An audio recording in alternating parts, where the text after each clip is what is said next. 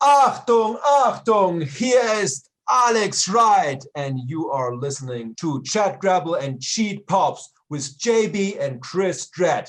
Enjoy it, or I come over and kick your ass.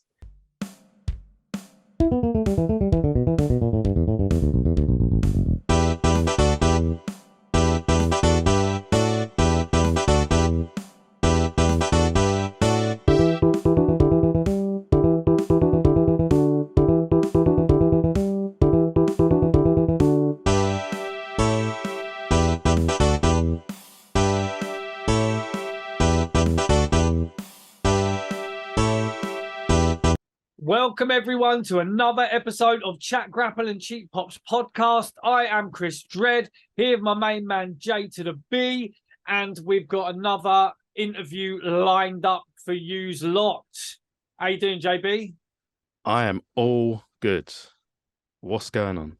Fucking cold, isn't it? Fucking snow. Yes, ridiculous. Outrageous March weather. It's snowy, it's horrible, it's cold. You know, Global warming, isn't it? I'm wearing a hoodie in the house. That's yeah. Man's got a hat on, bro. So Chris is absolutely right. Shout out to everyone that's keeping track and keeping tabs. Massive good day to our Australian listeners and viewers. Yeah. How you doing? Like, or how you going? Even like that's how it goes, right? Yeah, like. Yeah, thank you, Australia, for some reason, listening and watching. You know, why? It's another swearing, bro. They love it. Could be, yeah. Exactly as Chris said, we got a banging guest about to come on, so why wait? Right. Let's get to it. Hey, what's up, guys? JB from Chat, Grapple and Cheat Pops here with Chris Dredd and our wonderful guest for the evening, afternoon. Thank you so much to Raj Giri from Wrestling Inc., or founder of Wrestling Inc., also the founder of IndianDating.com, which is something we'd never thought I'd be saying on one of our wrestling podcasts, but here we are. Raj, thank you so much for joining us. We really appreciate your time. How are you, man? Oh, absolutely. Thanks for having me on. I'm doing good. We're happy to have you on. We've been looking forward to it because you've been like an insider in the wrestling business for quite a while, I would say. You know, you've been a fan, I would say, probably your whole life. And, you know, it's just great to have someone because, I mean, we do have wrestlers on here, but we love it when we have guests like yourself and a good friend, Brian R. Solomon, people like that, Keith Elliott Greenberg, you know, people that are kind of in the business, but not as a wrestler, you know? So it's great to have you guys on and to be able to like pick your brains a little bit. It's going to be great. Oh, thanks. I appreciate it. Yeah, it's great to be here. First things first, Raj, how do you manage to stay so impartial in a world of, you know, wrestling bias? I mean, I just try to call it down the line. And, you know, one week I get, you know, you get both sides coming at you. You know, I think I've made it very clear that I think in WWE, this Bray Wyatt storyline's just been a mess. I just feel like it's been bad. And so, you know, I get it on that side.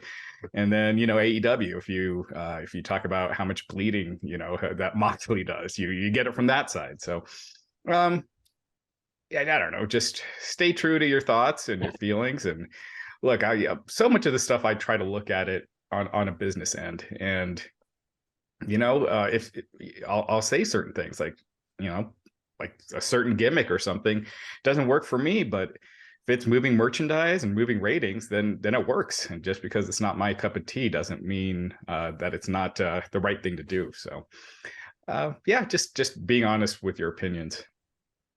So we're not going to see an Uncle Howdy mask in the background there anytime soon.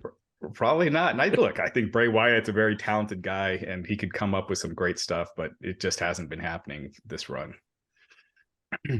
Should we dive into the serious shit, right? So it's one that I'm sorry, JB, I've got to jump in straight away with the serious stuff.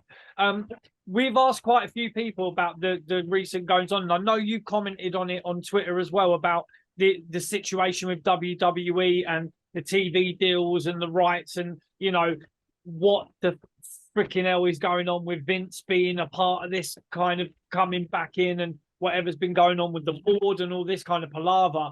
I mean, where do you see? I mean, first of all, you can comment on all that. What do you think about Vince kind of getting involved again? But where do you see this going in the next couple of years? Well, I mean, I think Vince was backstage at Raw. He was in Gorilla a lot that night.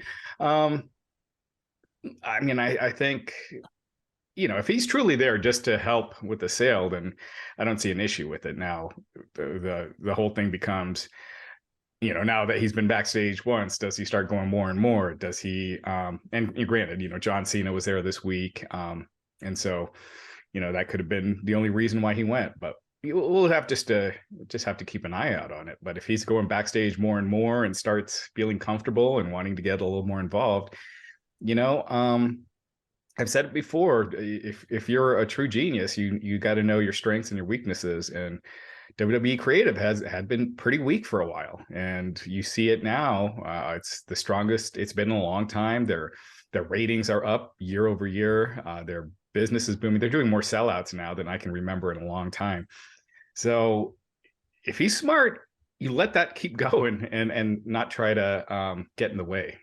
But as far as the sale goes, I mean, you hear endeavors out, and that sounds legit.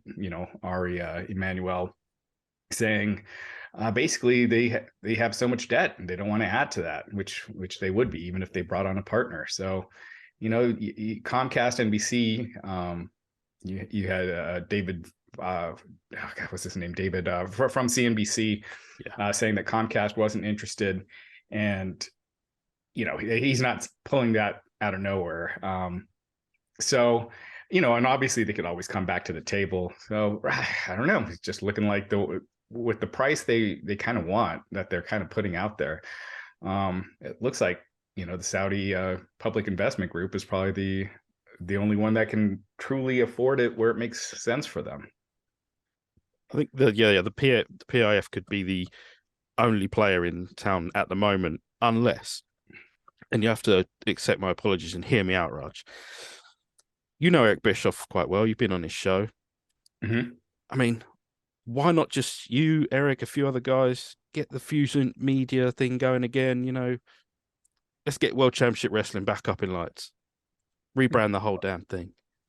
Well, WWE would have to sell that to just the WCW brand. I would have loved to have seen it back in the day, but I feel like that ship has sailed.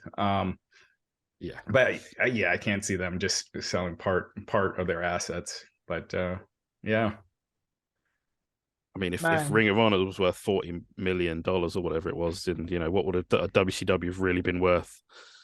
I don't think Tony Khan paid $40 million for it, but he's never said what he has. But I definitely don't think it was $40 million. I don't think he should have paid $40 million for Ring of Honor. If I think he's been done over a bit on that price as well. But I mean, we'll see going forward if that was kind of an investment that pays for itself in however long. He is trying to push Ring of Honor now as an independent kind of thing, right? Yeah, and he said they have 12,000 subscribers now. So you got 12,000 subscribers paying $10 a pop, 120,000. That's not taking into account expenses and everything. Sure. But that's a 1 point, what is that, about 1.4, 1.5 million a year. So yeah, I mean it's depending on what he paid for it, and then he has a bunch of other costs and stuff. We'll see, but the fact that Warner Brothers wasn't willing to make a TV deal, that at least one that they would accept, was kind of telling. Weird, right? Yeah, I thought that. Yeah. So let's skip on just a little bit. AEW, had its pay-per-view just this Sunday. Some incredible matches, some that didn't take my fancy. It just happens that way sometimes. And I know you've been quite vocal about the blading thing, or people have been vocal to you anyway after you've mentioned it. What is your sort of standpoint on someone like Jon Moxley blading like every week? Because I'm pretty bored of it. I just think it's overdone to the point where it's comical. And again, we're in a TV, TV rights here where I don't think you want to give WWE any ammunition that they could send to potential networks and TV partners. Because they have done that in the past. I don't know if you remember when WCW was hot, they would send out stuff, regarding WCW using blading on their TV, and then they started using it again. But I just don't see why you take that risk. But at times, if you feel like it's right for the story, and by all means do it. But they just do it so much right now that I just think it's overdone. It's almost comical now when Moxley does it. I think the issue with AEW and WWE at the moment is they're kind of the way they're put together. I mean, this is just generally my opinion, but I still feel that maybe certain wrestlers in AEW have a bit too much sway over the creative aspect of it. Not necessarily that they're in a position where they're like booking or whatever, but the fact that they can just say to Tony, I want to do this. Is that cool? And Tony might just be like, yeah, sure, kind of thing. Like I think maybe, and with WWE, it was more like hard line of, right, this is what you're doing, and you're not really going to divert from that. So I know in wrestling, it's probably difficult to find like a happy medium where you've got like the interaction between the workers, the guys and gals that are going in the ring and doing the business, and the bookers or the booking committee or whatever kind of working together. I mean, it was a while ago now, but I mean, what did you think about the All Out media scrum thing and CM Punk? I mean, do you think we're going to see Punk in a ring again? It's tough, just because you have your really top guys involved with Omega and the Young Bucks. Yeah. And Punk has never been the kind of guy to let bygones be bygones. I can't remember him ever being like hating someone and then ended up working with them again or liking them. I mean, you saw with Colt Cabana when Punk came back. It wasn't like he tried to work it out with Colt or even try to just say, hey, we're never going to be friends, but let's we're still working together. So who knows? I mean, maybe Punk, he's older now. Maybe he's like, hey, this is, my last big run in wrestling, and it's best for me to apologize. I think he would have to apologize to the Bucks and Omega. And I think he should apologize, if he hasn't already, for the stuff he was saying at the press conference. It just made AEW look beneath. Yeah, I think he would need to swallow his pride, and so it makes it tough. I lean towards yes, and to me, AEW makes the most sense for Punk, but I could easily see it not happening as well. Is this a case of lesson learned for Tony Khan, maybe to bring someone in at such a high cost and high profile spot, and it just fall apart so spectacularly? Well, I think he is facing issues that you don't have when you first start off. When you first start off, everyone's happy. It's a new promotion. You got that. You just got that new feeling in the air, and people love it. And then after a while, then that's when you start getting guys who feel like they're not being used or having backstage conflicts, and Tony just needs to put his foot down. And I think he has been. He maybe not with the Punk situation as much, but stuff with Eddie Kingston, he got a suspension. Other things like that. I think he's starting to get it, but I do think he could use some help in that regard. He does seem to bring a lot on his shoulders. Yeah, I think in a way, because Tony is a fan like us, and it is difficult, he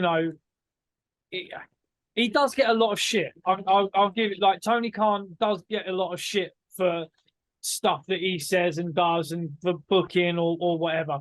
But I do think he could maybe use some help in some aspects of it, because he may have been a fan for a long time, but running a week in, week out episodic TV show, doing pay-per-views and stuff, dealing with the high egos of wrestlers and stuff, I think it must be fucking tough. And unless you're going to be like a Bill Watts hard ass, or, you know, something like that, you know, you're going to get situations where and I do feel for Tony, man, in certain aspects, but on the other hand, I do think that he needs to put his foot down and say, look, I'm the boss, man. Like, what I say goes. And, you know, I think he has done that with one or two. Mate, he should have done it with CM Punk.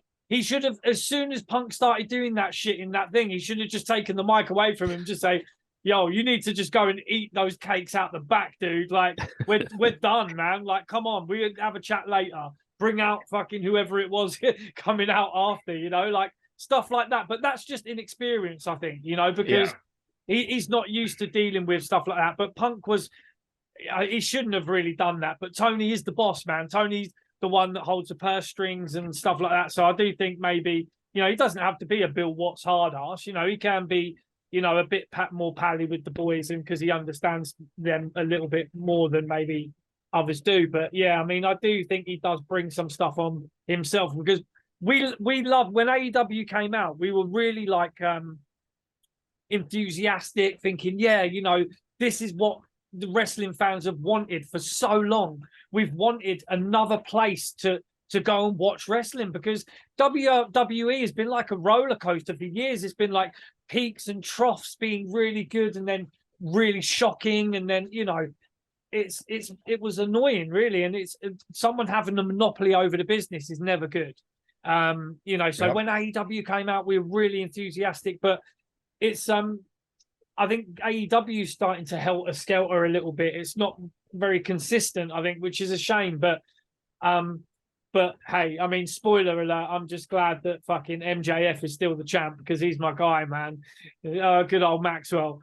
But I mean, what do you think about the younger guys coming through in AEW? Do you think that a couple of them maybe might jump to WWE at some point? I mean, I know it's kind of like the storyline of MJF saying, yeah, you know, the bidding war of 2024 or whatnot. But I mean, do you think some of them might be able to make a fit in WWE and kind of make that jump?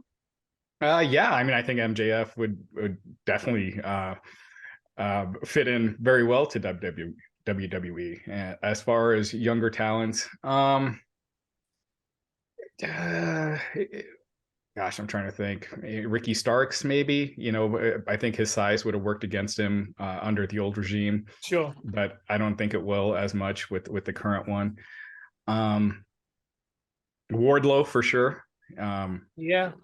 He's someone I could definitely see being used well in WWE. But yeah, I think now, you know, you got to remember AEW started 4 years ago, and so many of those contracts were 3-4 year contracts with an option. So you didn't really have that many people becoming free agents during that time. And now you're going to start seeing more and more of it. And with just how well WWE has used Cody, and they've kind of shown that just because you're from AEW, you're not going to be buried. Whereas in the past, you know, back in the day with Impact, if you came in from Impact, you know, they were not doing much with you. I think AJ Styles was probably the first one that they really did right off the bat, at least on the main roster. Yeah. So, I think you're going to be seeing a lot more back and forth. And with WWE not doing these mass layoffs with this current regime like they did before, you know, I don't think you're going to see AEW getting quite as many WWE guys as they had in the past. But yeah, I think it'll be an exciting time for fans, because a lot of times that's the best thing for a wrestler is to go to the other company. It just kind of refreshes you. It gives you a new coat of paint. You know, back in the day with WWF and WCW, that kept things exciting, seeing the guys jumping over to the other show and back and forth. And you know, Chris Jericho became a much bigger star because he jumped from WCW to WWF, and you know, there are obviously other examples the other way with Hall and Nash. They were much bigger in WCW than they were as Diesel and Razor. Regarding Wardlow, I think he had his car broken into. It's not a TNT title behind your shoulder, is it? Is that a winged eagle? Is it? That's the winged eagle. Yep. You got we've all got to check these days now. You know, there could be a TNT title floating about somewhere on eBay. No, I wouldn't dare mess with Wardlow. Have you heard anything about Miro or Andrade? Like they've gone completely cold.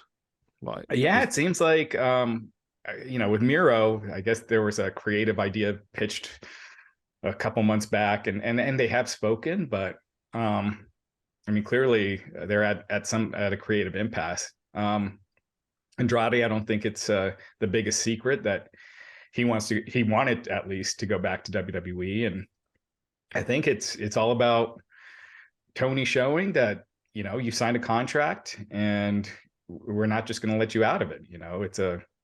But we're not going to cut you either. You're still going to get your downside, or however they structure those contracts when someone stops working, because technically you could say they're in breach and not pay them. So, yeah, nothing new. I would just think that Andrade's not getting released. So once he's like ready to come back, he had surgery a little while ago, and once he's ready to come back and put aside any differences, I think Tony will use him. Man, I'm just sitting here dreaming of the possibility of MJF and LA Knight in WWE together doing something. JB knows I'm a huge Eli Drake, LA Knight mark, man. I love the guy. I think he just he epitomizes for me what a professional wrestler is. I think he's great in the ring. He's great on the mic. And something's starting to happen with LA Knight. Like he got that pop, didn't he? Like on SmackDown, was it last week? Yeah. And I think it's starting to turn. I don't think they can keep him as some sort of semi heel or anything like that. I think WrestleMania will probably be something as well if he's on the show. He's not got a match or anything yet, has he? No. No. I could see him doing a segment or something, and especially if they're gonna, who knows if Steve Austin does something for Mania. There had been talks, about that. And so LA Knight and Steve Austin are in the same segment. That'd be pretty awesome. Man, you know what? I believe as well, there's a special place in my heart for Impact Wrestling or TNA, because when they came to the UK loads of times, been to see them many, many times. And I'm a huge fan. I don't think they get the appreciation for what they did with wrestlers and how they people went there to refresh their career. Bobby Lashley, Drew McIntyre, AJ Styles spent a lot of time there, Samoa Joe, and LA Knight, or Eli Drake, as he was there. Everything he's doing in WWE now is almost identical to what he was doing in Impact Wrestling. The whole, he was doing that in Impact Wrestling. He had his own segment with the little smashy button and stuff. He was interviewing guys and calling them dummies and stuff. It was just, it's great to see guys that have worked in other places in WWE with that kind of the WWE pushing them and that marketing behind them, and that I think it's great. And there are guys from AEW that would benefit hugely. And I think MJF, he doesn't really have to cuss or anything to make you hate him. I think he just exudes that kind of arrogance and stuff. I think I'd love to see him in WWE. I think that would be fantastic. Yeah, I think MJF, he wouldn't have the same kind of freedom he does sure. Now.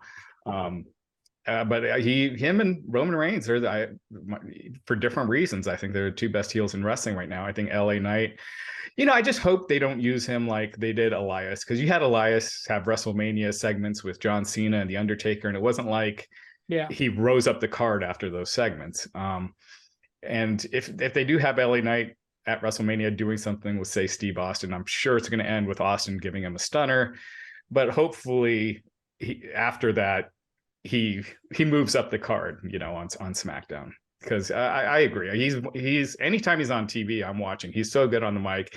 He's got that 90 star charisma, just super confident on the mic. When he was in there with Undertaker, he wasn't acting scared or overwhelmed or anything like that. He was completely confident, and that's a hard thing to do. So I think he's just fantastic as well. Even the commentary team are starting to kind of mention stuff in WWE that they wouldn't usually have mentioned. So I noticed during the Bray Wyatt LA Knight, the lights out Mountain Dew fucking thing that they did, whatever it was, right? Yeah, we know it's all about that paper, but you know, even the commentary team was saying, look, you know, you might think LA Knight has been around not for that long, but he's a seasoned professional who's been all around the world wrestling. So they're kind of starting to recognize stuff outside of the WWE universe, which is new. And I think AEW has definitely pushed WWE to change the way they do stuff. You know, even the way that the commentators, you know, Pat McAfee is absolutely fantastic. The way they're interacting with each other with a little bit more of what we say in the UK is a little bit more banter. Do you know what I mean? Like a little bit more back and forth and a little bit more like jokey in a way, but serious when it needs to be. Do you think that the AEW has helped push WWE to kind of evolve a bit more? Or do you think it's strictly because now Vince has gone and Triple H is there? I think that's the biggest reason, because I don't think you saw much of a change before Vince left creative. It was, the biggest thing was just how much they ran with Cody, and you know, that wouldn't have happened if it weren't for AEW, and in a lot of ways that's good. You know, it's positive for AEW. It shows like their stars are legit stars worldwide, even in WWE, they're a main eventer. So, I don't know how much, because it just feels like the booking now it just feels like that's what Triple H would be doing regardless. I mean, if you watch how he booked NXT, those storylines always made sense. They did the longer running storylines, you know, building up to the big match, and it just made more sense. And they didn't repeat the same matches every week like Vince was doing for the longest time, where they would have the same exact match from the previous week on again. And Triple H just never did that. So, yeah, I think it's just the new booker in town and how he's got a different philosophy. I would be absolutely crazy not to ask this. Where do you stand on top heels throwing drinks at kids? Well, when I saw it, I thought it was great, because I thought it was a plant. I thought the kid was a plant, and it was water. So did I. And I was just blown away when I found out, you know, the kid wasn't a plant, because it's crazy. Yeah. And I don't know if you guys have kids, but I got a 12 and a 13-year-old, and getting a glass of, and look, I'm sure MJF didn't know it was tequila that was in there, but not only did he throw tequila on the kid, but some got in his eye. And you never know how that could affect a kid in their developing years, where it's on national TV. I know some people are like, oh, it's the coolest thing, you got to go backstage. It's like, all kids are different. You just never know something like that. I mean, that's considered assault. So look, I think MJF is great. He's one of my favorite people to watch right now. But he does need to calm down with stuff like that, and you know, really think about it, because that could have been a lawsuit. And you know, they've got a young company, you don't want to be getting sued for stuff like that. He does live the gimmick. Oh, he's great, and I wish wrestling had more of that. But I just think you also need to know where there's the line, and I thought they crossed that line. But ultimately it looks like it worked out for them, that the kid was really happy to go backstage, you know, meet Hobbs and everything. So it worked out in this case, but you don't want to be, you know, taking those kind of chances. Well, you see like a lot of like MJF like interactions at fan events where he's, you know, middle finger to the kids or whatever and all that. Like, it sort of would have been a lot easier if you would have been a lot less hassle if he'd have just done that to the child instead of throwing a fucking drink on. Yeah, that like, was. It's mind blowing. Like, I mean, it's obviously the heat at the moment. It's live on pay-per-view. You got to do something, I guess, or he felt like he had to. But I mean, he was in the middle of a ridiculous match as well. Like, one of the best Iron Man matches I've seen. Like, I don't know if you guys feel the same, or if you enjoyed it or not. But like, it was, for me, it was the best match on the show, and it was.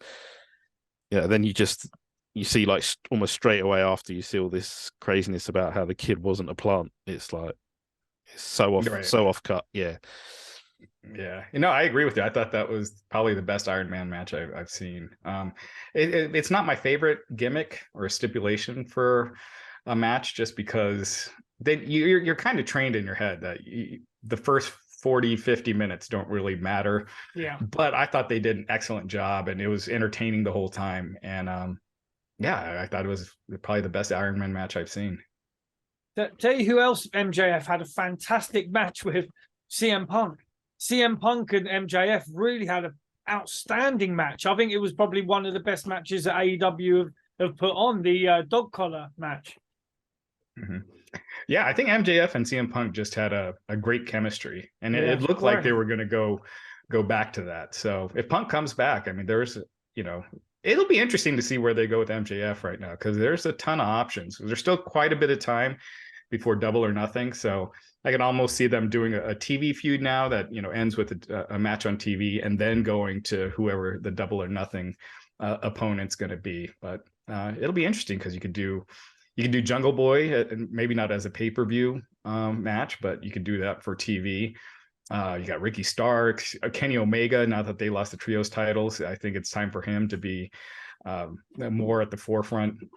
You could always go back to Mox if you wanted to. I don't think they should right now, but you could easily do that. So they got a ton of options. Hangman Page, obviously, since he beat Moxley. So yeah, it'll be interesting. Just a quick one as well, talking about Punk.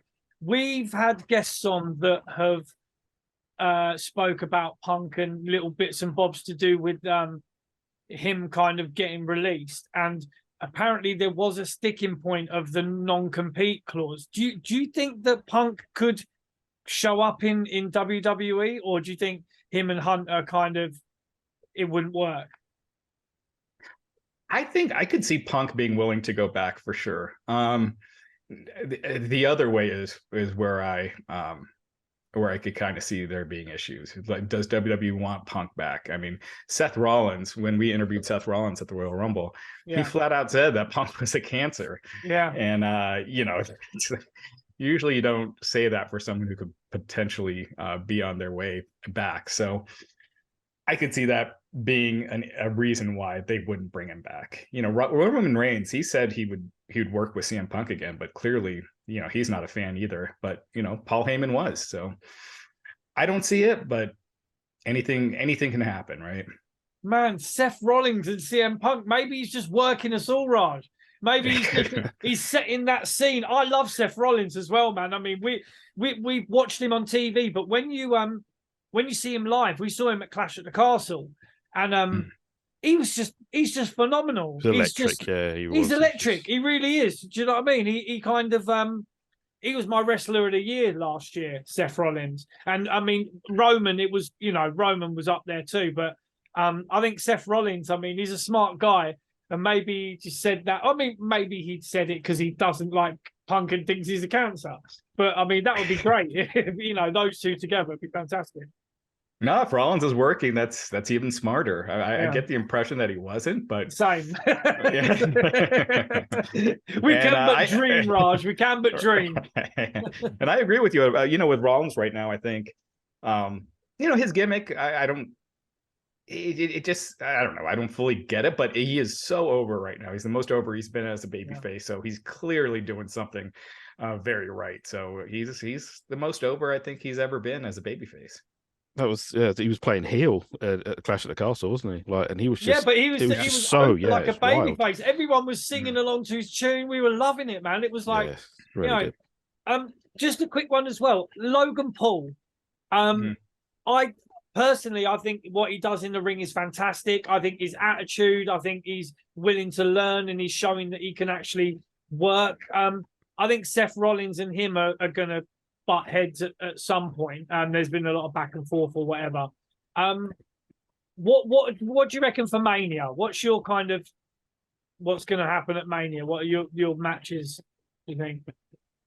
Yeah, I had sent out a tweet earlier, kind of what the rumored and confirmed WrestleMania card is. Obviously, Rollins versus Logan Paul. Yeah, I think that can be a show stealer whatever night it's on. I think that could be fantastic. Logan Paul has shown that he's just a natural at this, and now that he's not miscast as a babyface, and now he's embracing being a heel, he can be one of the best.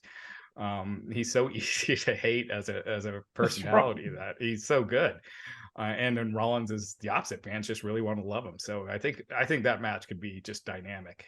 Absolutely. I think it'll be great. I was really relieved when because at first it looked like they were going to do Cena versus Logan Paul. And I was so relieved when they switched directions on that, because I think in both cases it's much better. I've got one more before we let you go, Raj. Do you want to take up, your whole night and stuff? Did they sell Sami Zayn short on his story? Should he be going to WrestleMania in the main event?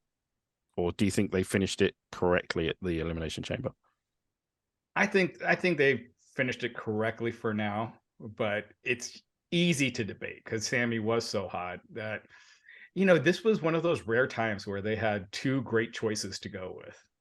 Actually, I kind of had three, but The Rock couldn't do it. But two great choices in Cody and Sammy. I think Cody is the right choice. I think he's got more of that top guy. Like, Sammy is super over in the storyline, and they can keep it going. You can go with either, but I think Cody is the right choice for now, as far as anointing a new top guy. I've been thinking that Sammy's going to be the one to help Cody win the championship, because if you think about how Roman's been just decimating people, really, and sometimes he's got through matches by the skin of his teeth, but the people that he's beaten, Brock Lesnar, Lashley, he really has. I mean, Clash at the Castle, he got through Drew. He's been really against these big guys, and I think that would be a great kind of revenge arc for Sammy. The fact that he didn't win in his hometown and get the title, but in a way, he's still dethroned Roman, and it might take a little bit of shine off of Cody, but I think, that would be a great little, I mean, it doesn't have to do too much, because Cody will still get the pop, but I think that would be great. Yeah, I mean, if you have the Usos out there interfering, then it's not like, you have them come and, help fend them off. I think I could see them doing that. I personally see them just keeping it straight. I don't think they want to mix Sammy and Cody at Mania right now. Just because you don't want fans to think, oh, Cody took Sammy's spot here or something like that. Sure. Put that visual in my opinion. So, but I definitely don't think we've seen the last of Roman and Sammy. Yeah, for sure. Wow. Thank you, Raj. Amazing. Like, we're really thankful for you coming on, giving us your time. What's coming up on Wrestling Inc. podcast? We know you're on there quite a bit. So what have you got coming up? Me and Jack Farmer, we do the Thursday afternoon news podcast. So we got another one coming up. We got it coming up every week. And this is we're on the way to WrestleMania. So it's kind of the hottest time of the year in wrestling. So it's going to be a lot of fun. There's tons of great stuff on the website. So keep checking out wrestlinginc.com as well. Will you be in LA? It's not looking like it. My daughter's was actually born on the day of WrestleMania 25. So every year her birthday is kind of like, either the day of or that weekend is when we have plans. And I think if The Rock was going to be there, we would have all done a family trip. I think she would have wanted to go. But the fact that he's not, I think we're probably staying behind. But I will be watching it at least live one of the nights. Yeah, I think that's a plan for most of us. Yeah, try and get at least one of the nights in. Like, mate, I'm it's away. Difficult. I'm going to Cornwall when it's on, but like it was the same as last year. But I watched it with my son, man, and he was loving it. I mean, we were just just chilling in like a caravan in on the coast in the UK, just watching Mania, and he was loving it. He's a huge fan of Bianca Belair, my lad. So he my daughters love Bianca too. Yeah, fantastic stuff. Raj, Yeah, thank you so much, man. We really appreciate your time. And if you ever have the time again, we're happy to continue this because we're just a couple of jabronis from just outside London, but we love talking to wrestling people like yourself. I had a blast. Thanks for having me on, guys. And yeah, happy to do it again. Oh, awesome. I mean, we could talk to you for hours. Like, it's absolutely, it's fantastic to have guys on that know what they're talking about and that have been kind of in the business around it for so long. So yeah, thanks again, Raj. It's been fantastic to have you on. Absolutely, anytime. Thanks, man. Take care. Take care, man. All right. Well, there you have it. Thank you to Raj for joining us. That was, as always, intelligent wrestling chatter, man. Like, what more can we say? And he is impartial. Again, Yeah. he's not in with the, and to be fair, we've got to hold our hands up. Like, and that's why, I had to get my 2 penny worth in and say, look, we have been critical of AEW and, Just stuff like Chris. that. Like I say, but we wanted it to be good. We had extremely high hopes for it. Maybe that's because the reason why we're so critical is because we kind of put it on a pedestal straight away, Want right? more for it, yeah. Yeah, we just wanted more for it, so we're a little bit more critical with it than we should have been. But yeah. So we didn't forget. I know you think we might have forgotten, but we absolutely didn't forget. Chris, tell them about that sweet, sweet, sweet deal that you get when you need to renew your VPN. Mate, everybody in this world is 2023. Everybody needs a VPN, whether you're on your laptop, whether you're on your phone, whether you're on your home PC. You don't need those cheeky little internet. Well, let's just say the gremlins of the internet stealing your information, or even your internet service provider knowing what you're doing. You don't want anybody knowing what you're doing. Whether it's Big Brother watching you. Do you know what I mean? We don't need that. So nowadays, a VPN is essential. So if you go to our description, click the link in the description and go to Surfshark. Use the promo code GRAPPLE and you will get 83% off plus three free months. So that's what you will get. So go into our description, go to Surfshark. You'll see the link there. Domas will be extremely happy that you go and click on that. He's our guy at Surfshark. He'll just be happy we didn't forget it. Yeah, no, that's right, man. No, Thomas, we never forget you, dude. You're always there, whether you're at the beginning or at the end. We always fit you in, son. So yeah, go there. Everybody, yeah, I see. You nearly made a double entendre. It's like a carry-on movie, isn't it? Oh, I'll get you in, son. We've done it again. That was your fault. That was. Yeah, that's my fault. You give the cheeky little eye raise. That was you, fam. That was you. Sorry, bro. That's cool. It's good. Anyway, we got through it. Domas, Surfshark. Go to Surfshark. Go to the link in the description. Click the link. Use the promo code GRAPPLE, and you will get 83% off and 3 free months, which is absolute fantastic deal. It will cost you literally fuck all, and you get protected for like 15 months, and it's literally pennies. And you can have it on multiple devices. You've got your virus checker. You've got your VPN. You can watch stuff from all over the world and not have to worry about the pesky location pinning you down. You can be free as a bird, as Leonard Skinner said. Yeah, let's do some quick thank yous before we go. Let's thank the wonderful people of Australia, the amazing people of Ireland, that keep us relevant, keep us in their charts for whatever reason. Like I said, you tell us why. Like, we'd love to know, because we're just, again, a couple of J-bros from outside of London chatting shit. So I don't know what works for you guys. Maybe we're just endearing, dude. Maybe. Oh yeah, maybe, that's it. I think Ireland and Australia, they love the banter. I think that's what it is. I think those two places in the world, they love the crack, they love the banter, and I think we've just got that kind of aura that they just are soaking up. So we love you, Ireland. We love you, Australia. But bro, what professional wrestling podcasts are we beating in those in those charts? Oh, there was a fair few. I haven't looked at a list for a while, but there was a few names around us that were very, very, very high profile, which was funny as fuck. We're smashing the granny off them. So it's, at the end of the day, it's always wonderful to be in such great company, absolutely, when you're in those charts. And some of the names that were in and around us, it was always cool to be mentioned in the same sort of breath as them. So thank you, Ireland, thank you, Australia, UK, you're slacking. But the thing is, we're going to pull them back in. We've got a couple of guests coming that will hopefully pull that UK fan base back in. If you're a fan of UK wrestling, of Brit Rest, we've got some shit for your ass. Oh yeah, coming some up. proper British wrestling stuff coming in. Proper mustard, mate.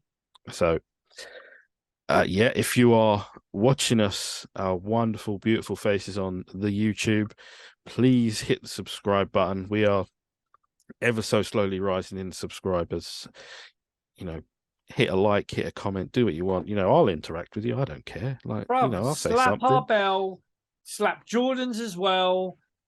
Ring-a-ling-a-ling. You can ding our bells. Yeah, just do it. We love it. Every time we get a subscriber, we do a little bit of a jump and a jiggle, because it doesn't cost you anything, but it helps the channel out massively. So please, if you watch any of our videos, just give us a little subscribe. You don't even have to get notifications, but if you don't get notifications, you are a punk bitch. But you can still, it's absolutely fine. We don't mind. And here's something that I haven't run past Chris yet, but if you listen to us, I did send him the site where there was a massive website that seems to have everywhere that we are available for your listening ears. Chris, did you memorize and, I didn't memorize the list because it was fucking hench. You sent it to me and I was like, Jesus, we're literally in all of those places. But we are on Podbean, Spotify, Deezer, Castbox, Apple Podcasts, Google Podcasts, Amazon Podcasts. We are on every single flipping podcast platform available. And we really love it when people download us, listen to us. We really would love some reviews, some stars, whatever you can bloody do. Repost it, send us to your wrestling friends. If if you've got another friend that likes wrestling, or even people that think they're half interested in wrestling, fucking send us the podcast, send them our podcast. You know what I mean? We've got, how many hours of podcasts have we got, JB? Wow, I couldn't even guess. Of interviews. You could watch us solid for about 4 days. You know what I mean? Don't do it, obviously, because, that would be just completely, you'd end up demented, I think, after that, listening to us for 4 days. But we've got some fantastic guests coming up. We've had some fantastic guests. Check the back catalogue, man. Check it. It's almost there. Like, Santino Marella being our first guest on here has launched him back into the business. You know what I mean? Yeah, we did that, right? Yeah. Sorry, Anthony. We blatantly didn't do that, but it's just nice to know. So, like I say, you can go as far back as our first one, which was the fantastic Santino Marella, aka Anthony Corelli. We've had, Sonny Ono, we've had Max Payne, we've had, Chris Hamrick, we've had, come on, bruv. We've had them all, mate, on here. Joel Redman, aka Oliver Gray. Alex Wright. NXT. Alex Wright. That's Wunderkind. You God damn. We went crazy. We got some real mad names on here. Eric Watts went on for 3 hours. How can we forget Eric Watts? Yeah, Max Payne went for nearly 3 hours. Like all these ridiculous interviews. The Dumpster Drosy. Yeah. We really have been pulling them out the bag, and we will continue to do so for yous lot. Right. So don't forget to hit us up on the socials, Twitter, Instagram, Facebook. It's all there. It's all in the links. It's all there. Don't miss it. At Chat Grapple Pops. So for now, I am JB, and I haven't said this for a while. The man sitting next to me, the Raz Prince of wrestling podcasts. No hats, no trainers. The best Chris in all of wrestling podcasts, Mr. Chris Dredd. We say thank you. We say take care, and we'll see you soon. Cheers.